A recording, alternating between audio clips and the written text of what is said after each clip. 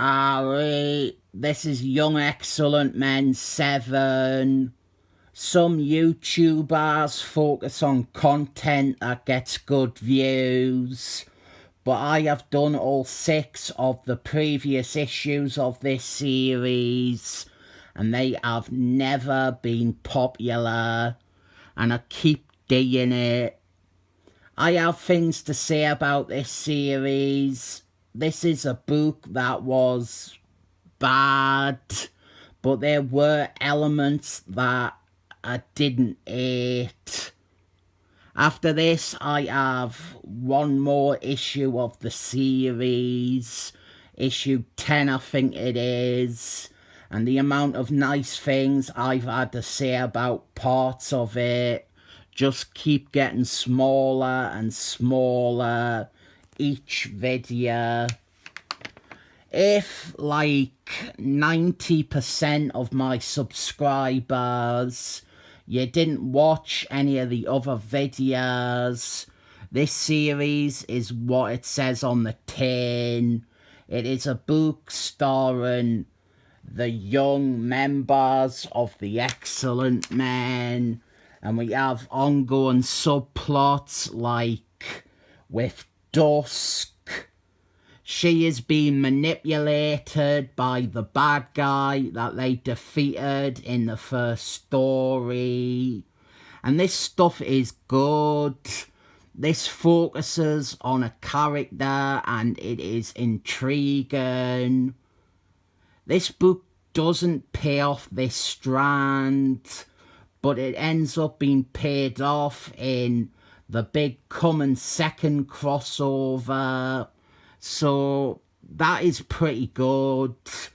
Even a book like this that isn't very good and is low down on the totem pole, it still ends up contributing in some way to the big Excellent Men event they eventually get to. On the other page, we are ruining something I said was good a few issues ago.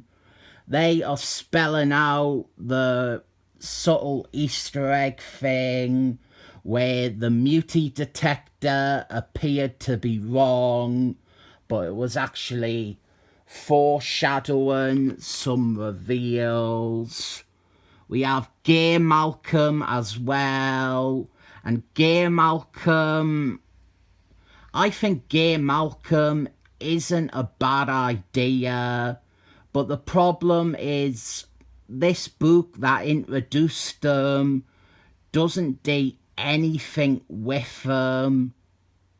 We will look at that one anthology book I keep mentioning that had a Gay Malcolm story in it, which was by the same creative team as this book.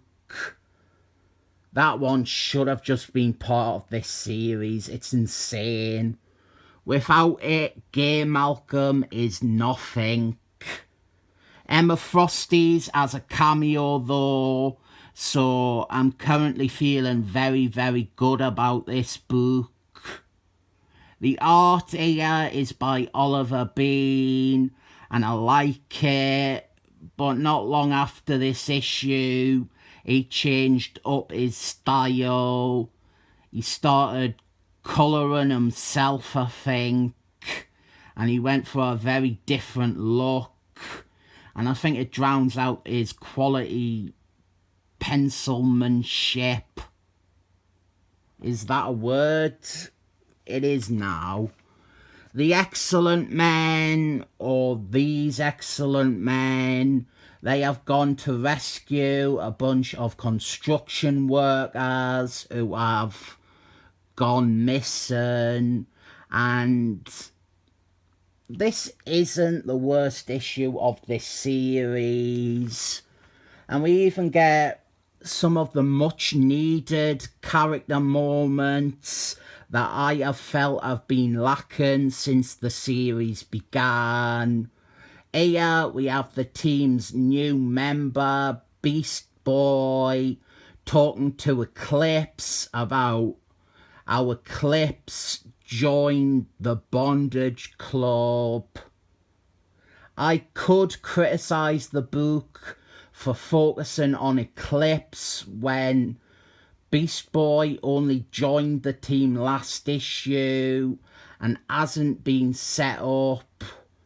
But the book is doing something good here, and I'm not going to complain that it isn't the best thing it could have done when it is something I said the other issues have been seriously missing.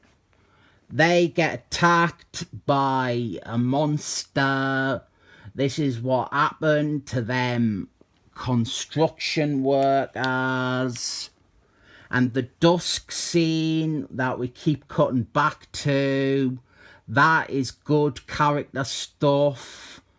So all in all, this issue definitely has improved on that front, and we even get a little bit with Onyx, but like the Beast Boy bits, it seems to be more about Mary Sue Moonchild than actually saying something about Onyx. They also get attacked by that monster. And then, here's a monster for you. A Michael Bryan Benson crossover. But the one that they are fighting is Hikoa, the sentient living island that was once a fairly goofy, disposable, excellent men baddie that they could drag out every 5 or 6 years, which has since been totally retconned, retrofitted, and revamped to be a Jonathan Huckleberry thing. And the result is that, like with every Jonathan Huckleberry retcon ever, a story like this and any past story involving whatever he is retconning, they are left broken and nonsensical. I would wager enormous money Jonathan Huckleberry not only didn't read this issue, but wasn't even aware of it. He did not do research into the island. He just read gigantic-sized Excellent Men and maybe the awful Deadly Genesis story, and he fell in love with his own idea that he could interject into this pre-existing thing. We get the reveal here, sort of, that Inky Jones isn't a mutie because Hikoa isn't attacking him.